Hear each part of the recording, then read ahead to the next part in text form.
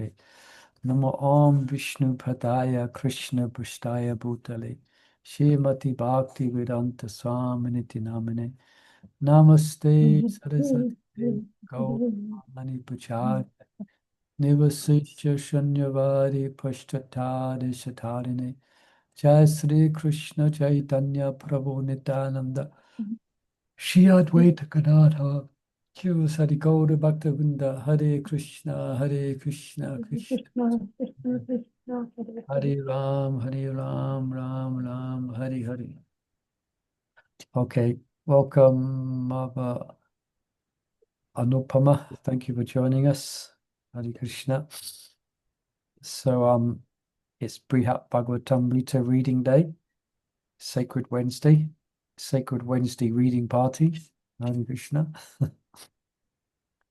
And well, I mean, I'm saying it every week for the last 4 or 5 weeks that we are coming to the end. We begin text 155 today, and I think there's 157. Let's have a quick look again. Yeah, there's just 3. So we'll probably just read through this, and then what we can do, I was looking earlier on today, is we can just go through the subjects or go through the chapters and so we can follow the storyline right from the very beginning. And it's quite easily done. There's a nice detailed, like here I show you. There's perhaps you can't read unless I share it. No, here.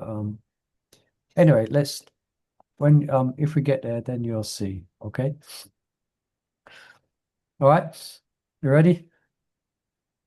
155. So 15. Someone could read 156, and then perhaps I can read. Oh no, 155. Ron, excuse me. 155 and 156. Then I can read the last verse. Dun, dun, dun, dun. I can read, Prabhu. Yeah, go ahead. Read 155 and 156, just a translation. Shijana Majaya said, I'm all successful. For you, O Lord, O spiritual master, have given me opportunity to relish the secret glories of Goloka. Commentary. King Jana Majaya, having received from Jaimini Rishi everything he asked, is fully satisfied. He repeats himself, Kritartosmi, out of extreme joy and a firm conviction that he has achieved his goal. Addressing Sri Jaimini, he uses the word Bhagavan because he reveres Jaimini, his guru, as equal to God and is grateful for the mercy Jaimini has shown him. 56. Sri Jaimini said, My dear boy, what you say is true. Anyone who hears or chants or meditates upon this narrative of devotion will achieve the abode of a supreme. Commentary. Sri Jaimini is also very much satisfied to hear his disciples' words, filled as they are with a pure spirit of prema. From that Jaya has said, Sri Jaimini can discern what his disciple has properly assimilated, what he has heard. Thus Jaimini answers him affectionately, calling him Tata, my dear boy. Janamejaya was correct to say what now his life was successful, because he has listened carefully to Jaimini's narrative about the glories of Galuka. Simply by hearing or chanting this narrative with devotion or thinking about it deeply, anyone can achieve the most inaccessible of divine abodes. And if one engages seriously in a regulative practice meant for attaining Galoka, then certainly one will achieve success. Jaimini is confident, therefore, that the disciple has now fulfilled his goal in life by having heard those glories, and what he himself has fulfilled his own goal by having recited them. The auspicious fruits of hearing and chanting this narrative had thus been definitely assured. Okay, so this is just a reminder that actually I had this question in mind a few weeks ago, and I was just curious about this Brihad Bhagatamrta, how it was revealed to Sanatana Goswami. Was it his particular trance of samadhi which this was revealed?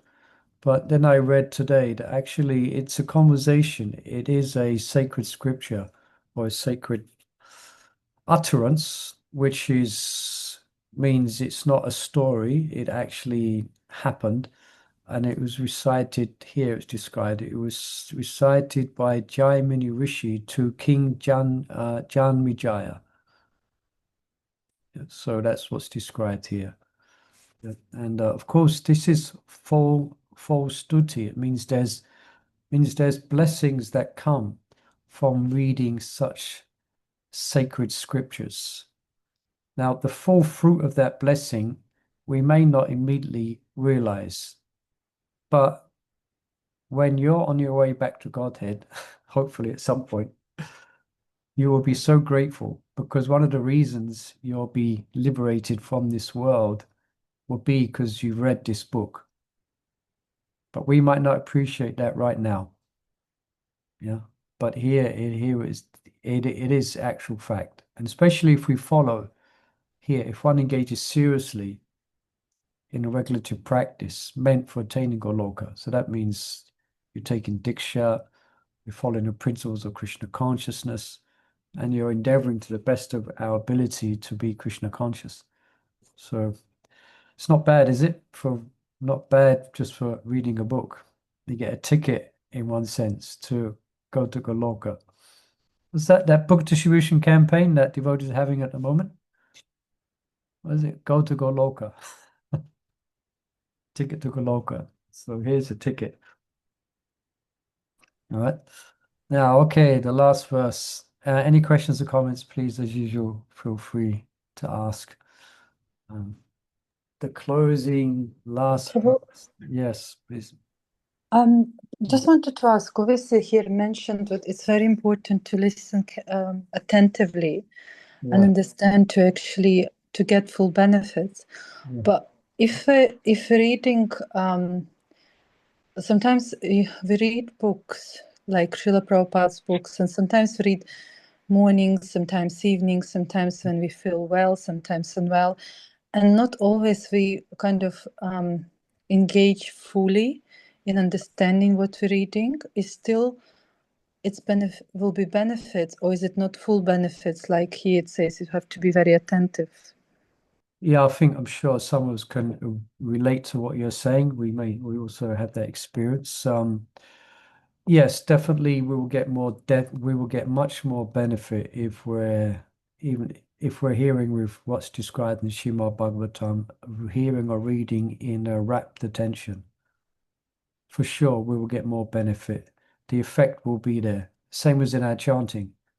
The more we're attentive to that chanting, then the more benefit we're going to get, and the more, you say, quicker we can make advancement in love and affection for Krishna. So it's something we have to work on. It's something we have to develop. It's something we have to get a taste for, is going deep by being attentive. In all the activities of bhakti that we do, whether it's in a temple attending Mangalati, or whether it's in a Srimad Bhagavatam class, or whether it's our own specific sadhana, there's sadhu, be attentive, be attentive. It is a Vedic advice for the sadhus to be attentive in their practice. Yeah. So you will get benefit, no doubt, but full benefit, more profound benefit will come from being attentive. But sometimes, we're dealing with the modes of material nature. Sometimes there's a whole lot of things going on in our life, and we may be in a bit of a passionate place and may be kind of passionate lifestyle. So sometimes it may be difficult to sit down and read and really absorb. Yeah, but we should be looking for, and we should be trying to. That's why these readings, when you read with other devotees, it kind of helps. Is that okay, Kamari Priya? Yes, thank you. Yeah, so in essence, practice being attentive, practice hearing attentively, and but it takes practice. Okay, so 157. Any other questions there? There's not many here, but 157. Okay, obeisances. Excuse me, just gonna get some drinking water.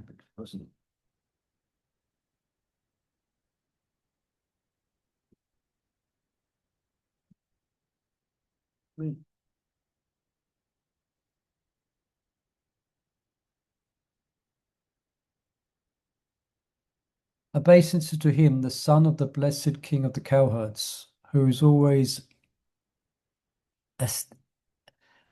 austere with causeless compassion. Not sure what that means, but who on his own initiative impels his servants to develop devotion for him, and who then becomes fully satisfied as if his devotee were being very kind to him.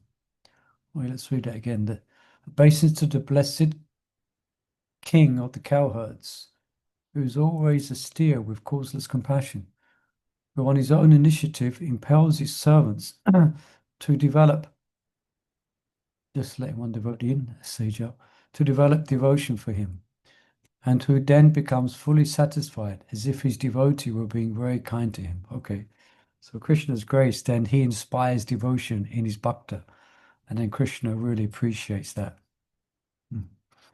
Commentary. Coming to the end of his narration, welcome over Sejal, Hare Krishna. One second, something's in the chat. Oh, it's gone. Oh, thank you, Kumari Priya. Yeah, awake. Okay, thank you, means awake. Yeah, there's always awake with causeless compassion. Okay. Commentary. Coming to the end of his narration, Sri Jaimini Rishi remembers the supreme kindness of the personality of Godhead and offers at his feet this entire effort. So for Sejo just joined us, this is Jaimini Rishi who spoke to Brihad Bhagatamrta to King Janmejaya.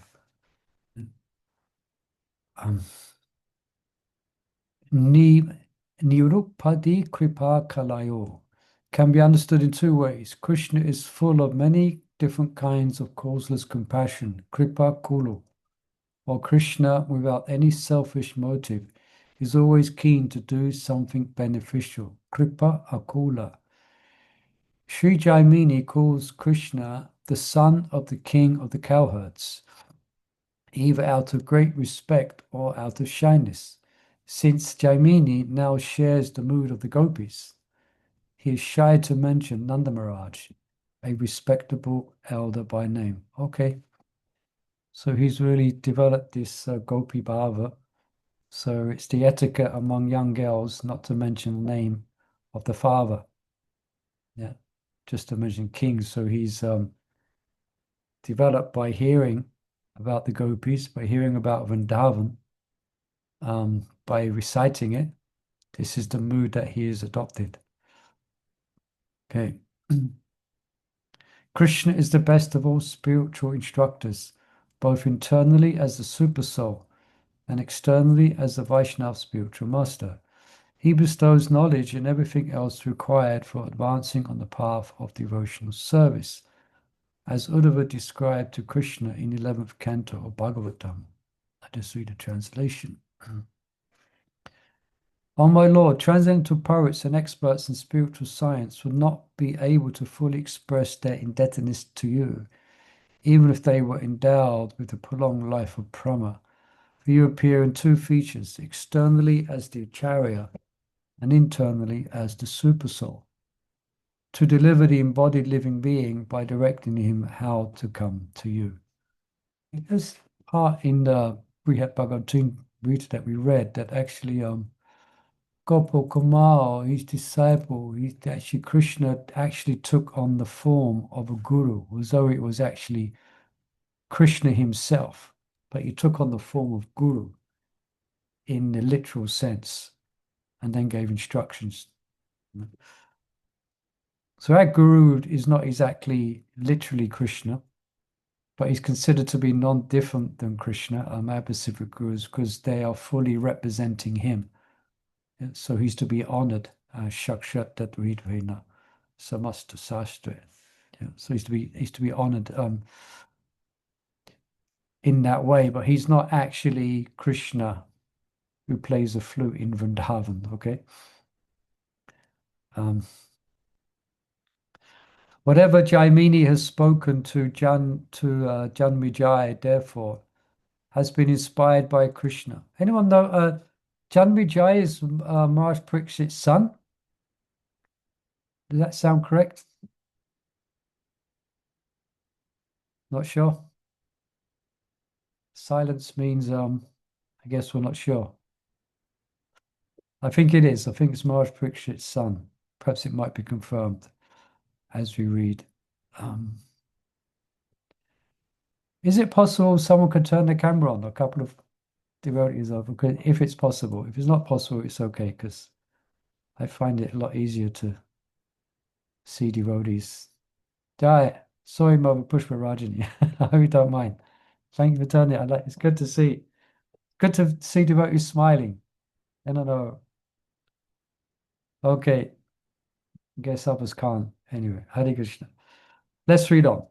Okay, whatever Jaimini has spoken to Janmi Jai, therefore has been inspired by Krishna, either directly or on the strength of instructions imparted by Krishna's representative, the spiritual master.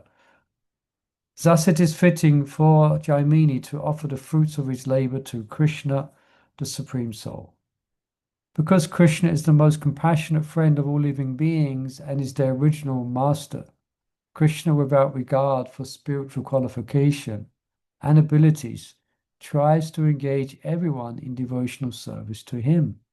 Okay, so this is mentioned in the Nectar of Devotion that there's no prerequisite qualification needed for practicing bhakti. Okay, there is qualification for advancing in bhakti, but for taking up bhakti, there's no qualification needed. Yeah, that's what it says here. So, without regard to spiritual qualification and abilities, Krishna gives opportunities for anyone to engage in devotional service. Yeah, even if they have no pious credits at all. Bhakti or Mukhi Sukriti, by the grace of the potency of devotion. That's Krishna's kindness. So he tries to engage all the senses of everyone in devotional practices, beginning with hearing and chanting of his glories. And when he sees some positive response from a conditioned soul, Krishna becomes extremely pleased. Okay? So Krishna becomes pleased, then we become pleased. He then showers all favors on the candidate for his service. The gratitude is mutual. Yeah, so I'm sure we've had those times in our devotional life where we felt very grateful for being in association with devotees. It may always be there, and that's good. But there will be specific times where we might get quite emotional and having great appreciation for being in association of devotees and for practicing devotional service. So we become grateful to Krishna, and because of that, Krishna becomes grateful to us. So it's a mutual exchange. Just as people in general are satisfied with someone who significantly helps them, all of Krishna's devotees are ever thankful to the Lord. And when Krishna sees his devotees practicing devotional service, he considers them his most gracious benefactors. So Krishna seeks blessings from his devotees. He feels they are benefacting him for engaging in devotional service. Amazing, isn't it? To end the Dikdarshini commentary on Sri Brhad Bhagatamrta, Srila Sanatana Goswami offers his prayer. May the Supreme Lord, in the form of Sri Chaitanya, who personally made me take up the labor of this writing, be always pleased. The Lord, renowned by the name Chaitanya, is Sriman, the possessor of all divine opulences. He is Lord Krishna himself, appearing as the son of Sachidevi, or Srimat Chaitanya Rupa, can refer to the most fortunate servant of Lord Chaitanya, Srila Rupa Goswami, of Lord Chaitanya, Srila Rupa Goswami. Describing Srila Rupa Goswami as Bhagavan is appropriate according to this definition of the term. Okay. One is called Bhagavan, who knows the future and fortune, the birth and rebirth, the ignorance and enlightenment of all beings. Thus, both to the Lord and to that best of Vaishnavas, Srila Rupa Goswami, Sri Sanatana Goswami offers his respect. Okay, so Sanatana Goswami is the considered to be the leader in one sense of the Goswamis. Here we have Rupa Goswami, Sanatana Goswami is giving respects to Rupa Goswami. Yeah. Something else I was going to say here as well. Yeah, and this is the first time, perhaps only, of this big works to Brihad Bhagatamrta. This is the only, perhaps only the second time that Lord Chaitanya is mentioned throughout the whole book. And that you'll see in most of the Goswami's writings. You're going to see perhaps a prayer in the beginning, offering obeisances to Lord Chaitanya. And then the Goswamis will write about Radha Krishna, etc., because that's what Lord Chaitanya empowered them to do. He didn't empower them to write about him. That was given to Krishnadas Kaviraj. But they do stotras and prayers, the Goswamis, to Lord Chaitanya. But books like this, you'll see that he has not been mentioned, but he's being mentioned at the end. Okay. Wow. Here it is. Thus ends the 7th chapter, part 2 of Sri Sanatana Goswami's Brihad Bhagavatamrta, called Jaga Ananda, the bliss of the worlds. Dun, dun, dun, dun. Thus ends part 2, of which there is no other part. This translation was completed at Sri Purushottam Kshetra on the June the 30th, 1999, on the occasion of Sri Jagannath Snan Yatra, and this reading was completed on the auspicious day of the 8th of October, 2025. And we feel grateful and blessed by the Lord for allowing us to read this whole book in association of Vaishnavas. Hare Krishna. All right. Okay. What are we going to do now? Well, as we said, let's have a look.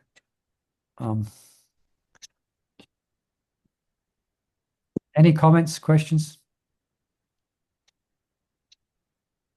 Ah, 1 second. Let me bring up the first volume, and we'll have a regression. We're going to have a regression, not past life regression, but a couple of years regression. How long we've been reading this? Any of you know here?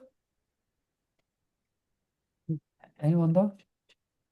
Kumari Priya, any idea how long we've been reading Brihad Bhagatamrta? I don't know, Prabhu. I think I'm not sure if I joined from beginning. Yeah, you did. Was you here in the beginning? I'm not sure. No, I don't. Oh, no. Anupama, perhaps you was. Are you there? Anupama Mother? Yes, Haribol Prabhu, yes, I'm here, but Right. I don't even remember. I know it's a long time, I've been in and out, so I don't Yeah. remember. But I know we've done it for a long time. I think a couple of years. I think we think near coming up to 2 years. I mean, I can have a look after this. I look on the YouTube thing.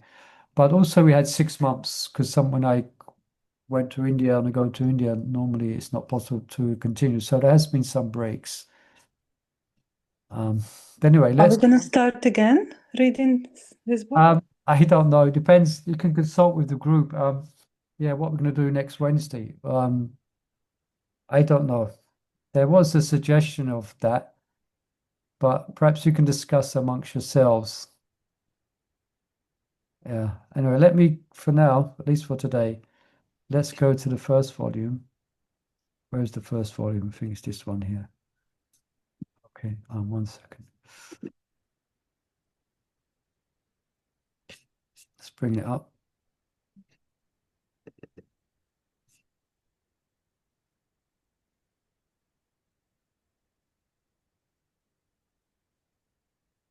Okay, 1 second. Just looking if I've got the right volume open. Yes, okay. So let me share the screen again. Let me find the Zoom thing. There's the Zoom thing. There's that button. Screens. Oh, Krishna. Where is it? Okay, here.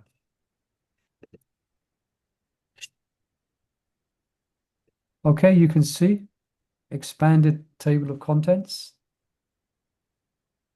Someone say yes if you can see.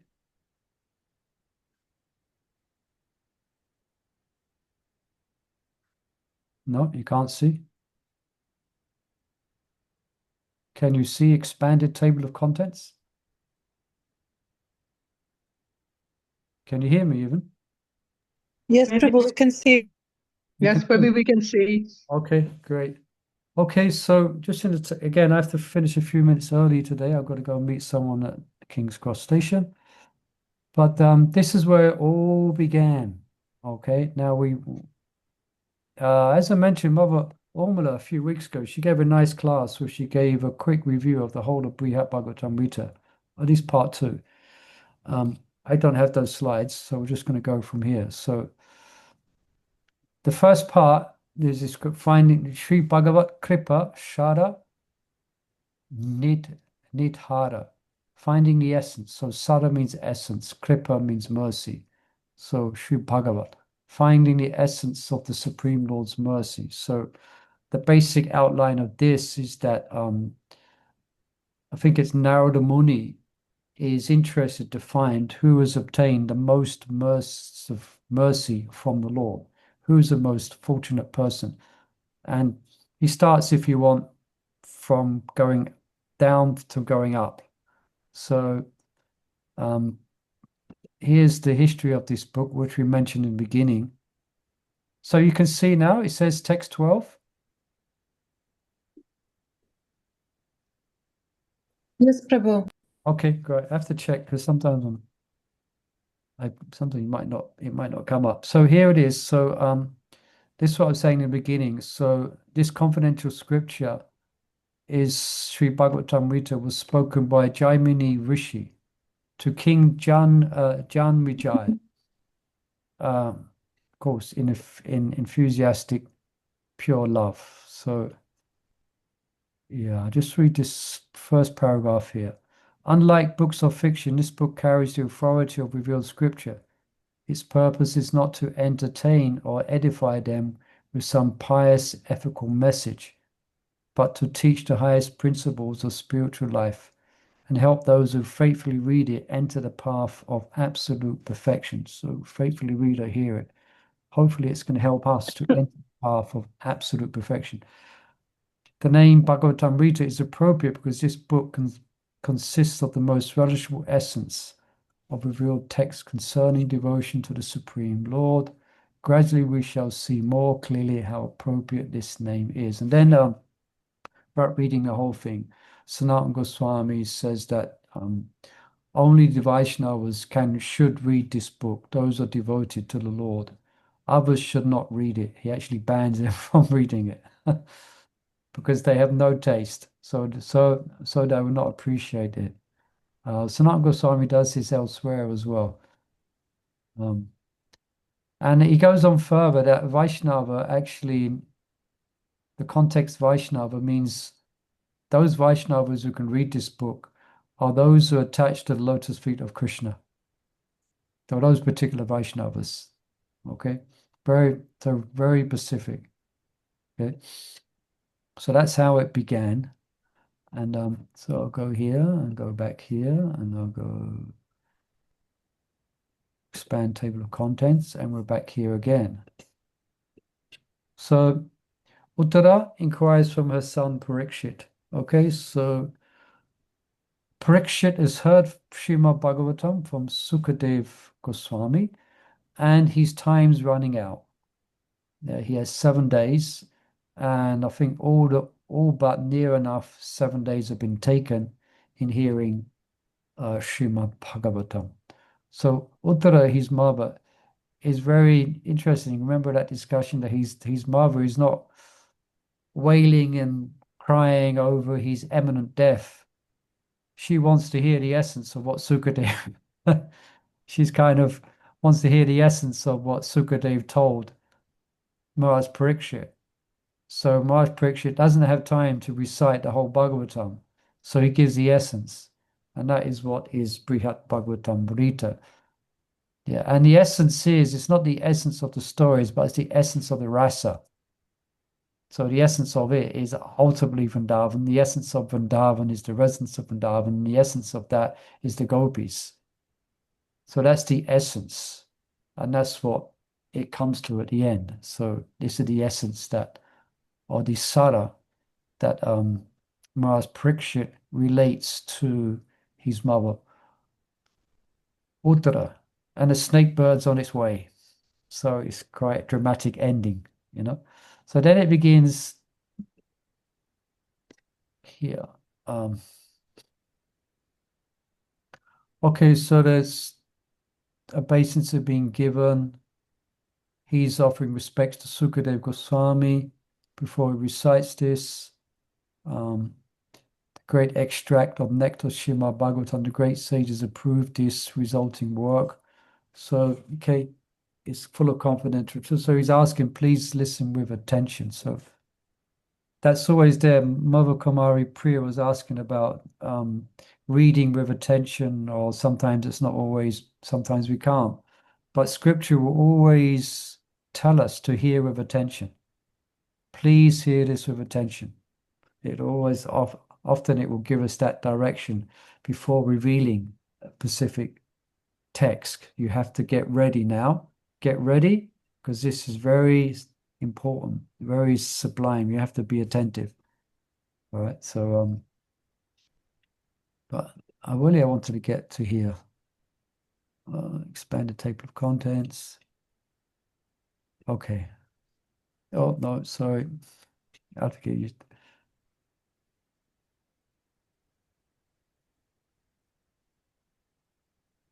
Okay, here.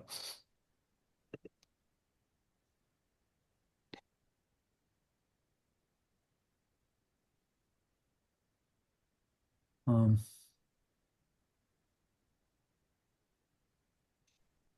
oh, sorry.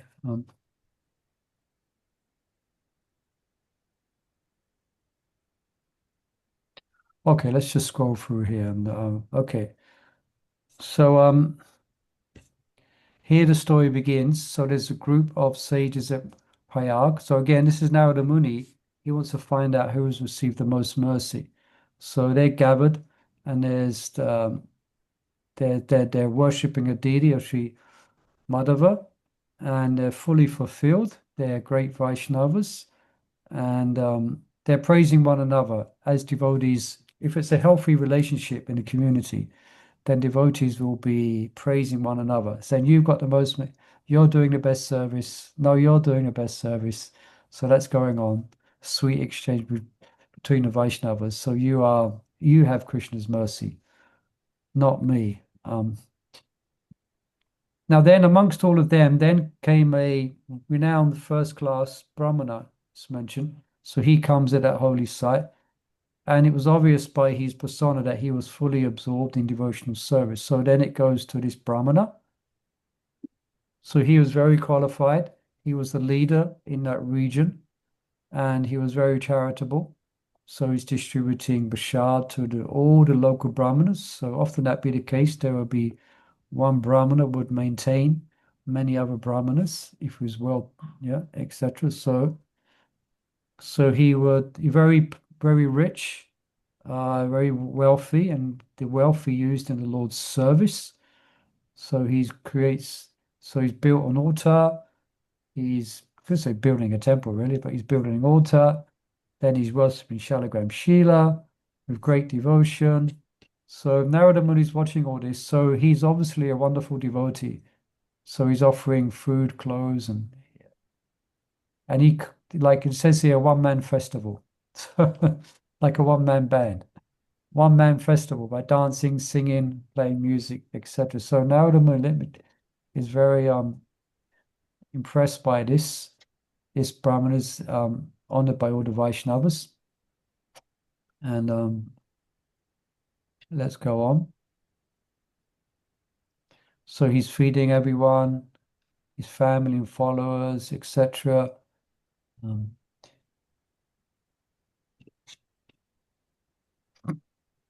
We follow so far? Okay, then he's put the deity to sleep. Yeah, so the whole then so here so then Narada Muni says, this is the Supreme Lord Vishnu's most dear devotee.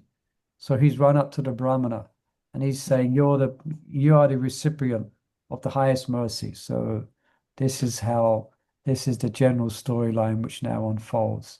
So the Brahmana, he doesn't agree. He says, like here, what signs of Krishna's mercy have you seen in me? I'm a wretch. I'm a wretched person. Yeah, you know. But then he directs Narada Muni to a king in the south, in the southern country. I guess I don't know what the southern country means. I guess South India. I don't know. Of a great rule of a kingdom, and so this Brahmana is just the local village Brahmana or the local jurisdiction. But this other devotee who he's referring to is the ruler of a kingdom. And I remember rightly just scrolling through that this kingdom was practically like a ongoing festival. Thousands of temples, thousands of brahmanas, thousands of festivals everywhere, so much prasadam distributed. So this king is very exceptional. Everyone in the kingdom was a Vaishnava, described here. In that joyous kingdom, ever fresh festival being celebrated. Then it goes on to preach about the glories of this king. It describes in that kingdom, the earth yields crops without being tilled, so everything's being blessed by the Lord, by the loving devotion. Nothing is in want, no one's in anxiety, no one's diseased. This is all by dint of the devotional management of this great king. Yeah, all of that, there's no pride in him as well. He sees himself as a humble servant. Yeah. And he performs Sankirtan. So then he goes to that king and he says, like here, you are the real recipient of Krishna's mercy. And he describes why, because of what he's seen. So does he agree with him? No. So you can follow it. So first there's a local Brahmana, then there's the southern king. Yeah.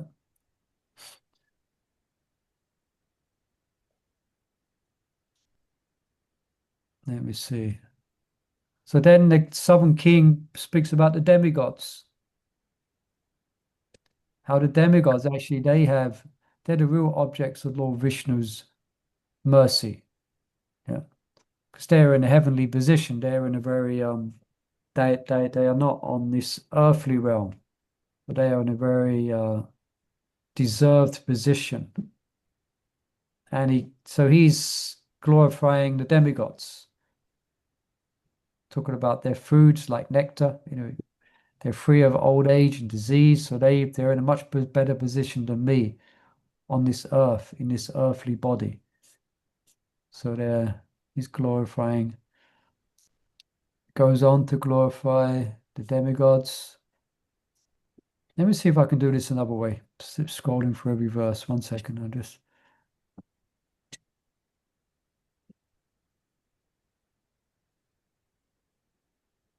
Okay, now the visits to southern king. Now the praises the southern king.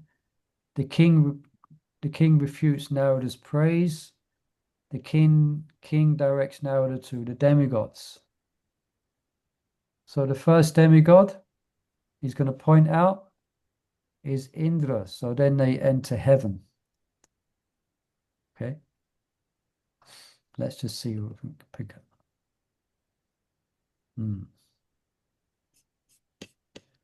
My dear sage, the most distinguished of these demigods is Purandara Indra. He has full power to ward and punish, and he gives the world life by providing rain. Okay, so Indra's being praised as the recipient of the Lord's mercy. I hope this is not making you dizzy, all these different screams. Okay. Okay, so Narada now enters heaven then. He sees Vamanadeva and Indra. Guess there's a big, nice description of that. Then Narada's praising Indra. Perhaps we'll just go through this. We might. So Indra refutes Narada's praise. So it's here. The next one, you can write this down if you want. It's good to try and remember it. Next is Brahma, four-headed Brahma. Yeah. Indra is not the creator. Brahma is the creator, empowered by Krishna, using ingredients given by Krishna. So in that sense, Brahma. So Indra points him towards Brahma. Yeah? So then Narada goes to Brahma Loka, and he sees the Mahapurusha, the form of the Lord. So Narada is praising Brahma. And then Brahma refutes him. So who's next? Well, it's written here. So we go from Indra to Brahma. So if we go from the southern king, then we go to heaven. And there's a whole description of the heavenly planets is given as well. I don't know if you remember that. Quite fascinating. Really detailed description is given of the heavens. So then Lord Shiva. So then you're going to go to Shiva Loka. So I guess you can describing the different planetary systems going up. So then Shiva Loka, that's above the heavenly planets. Lord Shiva becomes angry at the praise that Narada is raining upon Lord Shiva. Yeah. And he gives different, let's just see here. Narada argues that Lord Shiva is very dear to Krishna. Let's see if this. Yeah, and there's quite nice descriptions of Lord Shiva as well. Described the Maharaj Pariksit said, seeing Lord Shiva completely absorbed in transcendental state of pure devotion for Krishna, Narada, pleased beyond limit, grasped Lord Shiva's feet and made him sit down again and spoke to appease him. So obviously Lord Shiva's got into a great dance of ecstasy upon chanting the glories of the Lord. So Maharaj Pariksit is trying to get him to calm down. He's trying to appease him. All right. So before I bring it up, can anyone say, where do we go next after Lord Shiva? Any guesses? Who is Shiva going to send Narada to after chastising him and becoming angry? Is it Hanumanji? Hanumanji, let's see. Anyone want to place any bets on Hanumanji?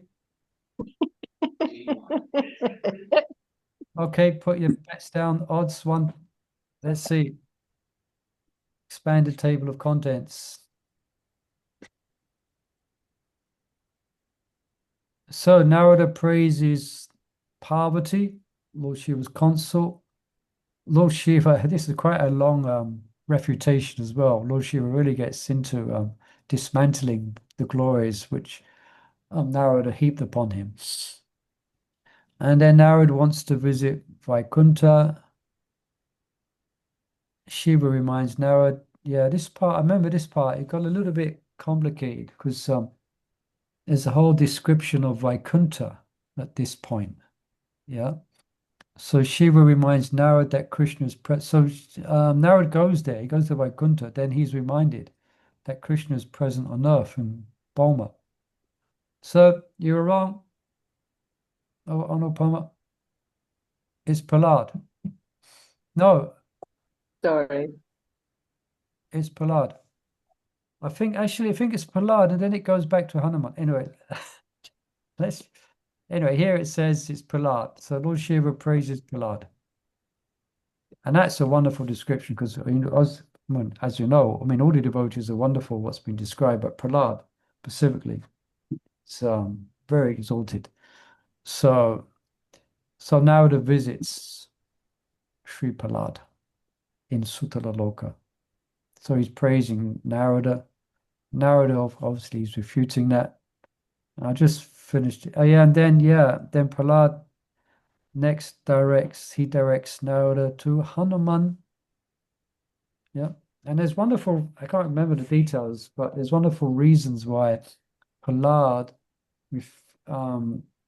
sees Hanuman as being a greater recipient of the Lord's mercy. One of the reasons he says that he only saw the Lord once and then he disappeared. Prahlad, he appeared as Lord Nrsimhadev, gave him blessings and then gone. But Hanuman is always in association of Lord Ram. I'm not going to spend my time tomorrow cooking and doing this. So Narada meets Hanuman. So Narada, he must be great ecstasy, glorifying all these devotees. So he praises Hanuman. And then next, Hanuman refutes. Then Hanuman directs Narada to the Pandavas. Yeah, because the Pandavas, Krishna's living in their house. He is their servant, he's their messenger, he's their friend. Yeah, which Hanuman didn't saw that as, seeing from that position. He's actually living with them as an intimate friend. So then, Hanuman declines to go to Hastinapura. I think Narada says, well, if you're so fired up about the Pandavas, why didn't you go there? Hanuman says, no, I'm quite happy here. And then Hanuman praises the Pandavas, especially Yudhisthira. Okay, so let's pause there. I have to finish a few minutes. I don't want to do anything about it. Okay, so let's see what we do next week. We might just carry on this synopsis, okay? Does that sound okay? We might do this? Yes, Prabhu, that's very useful. Thank you so much. Yeah, we'll just go over it. I mean, I'll try and make it a bit exciting and ask you some questions and some tests on the way, okay? All right, Okay. everyone. Srila Prabhupada ki jai, Brhad Bhagatamrta ki jai. Nitya Gaura Premanande, Haribo, Hare Krishna. Thank you for joining. Thank you, Prabhu, so much. Hare Krishna. Thank you, Muni Prabhu, for a wonderful class. Hare Ram, Hare Ram, Ram Ram, Hare Hare.